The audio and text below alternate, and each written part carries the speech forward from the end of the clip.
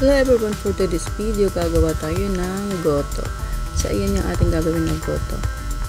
Kanin yan natira. So, nilanggam. Kaya, hinugasan ko mabuti at naisipan ko na lang na gawin na lang goto para hindi naman masayang, para hindi tayo magtat ng kanin.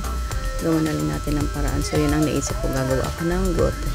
So, ito yung mga sangkap na aking gagamitin. Ayan, sibuyas, bawang, paminta, luya, at syempre meron din tayong pampalasa. Igigisa natin yung kanin para malasa siya at maging goto. At syempre lalagyan din natin yan ng konting manok. Yan. At igigisa lang natin yan mga yan para makagawa tayo ng masarap na goto. Meron din tayo dito itlog. So ayan, ginisa ko na nga lahat yung mga sangkap. Sinabay-sabay ko na yan. So mas masarap yung mga sangkap pag medyo ganyan, medyo sunog ng konti. Mas malasa yan sa goto para sa akin. So, ito, una natin igigisa yung manok. So, yan, hayaan lang muna natin yan na magisa at sinabay ko na rin yung paminta at saka yung ating pampalasa para manuot na sa ating manok. Yan, palutuin muna natin yung manok. So, yan, medyo luto na yan. Kaya, lalagyan na rin natin yung ating kanin. Igigisa din natin yung kanin. Ayan.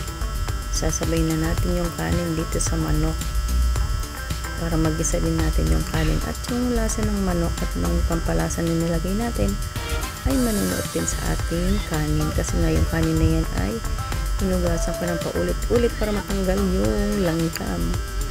So malinis yan kasi hinugasan ko naman siya kaysa naman itatapon, sayang din kasi. So ayan, syempre dahil goto nga ito, lalagyan natin yan ng tubig. Madaming tubig kasi masarap yung goto, medyo may sabaw siya. Ayan, hayaan lang natin yan na kumulo.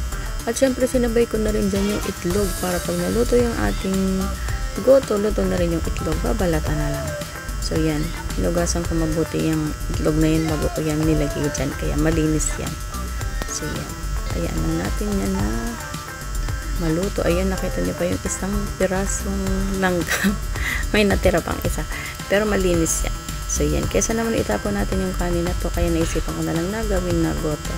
Ganyan ginagawa ko kapag may tira kaming kanin, ginagawa ko na lang goto para hindi naman masayang. So, ito na yung ating masarap na goto. Yan. Diba? Nakagawa na tayo ng goto sa tirang kanin kesa naman itapon. Thank you for watching.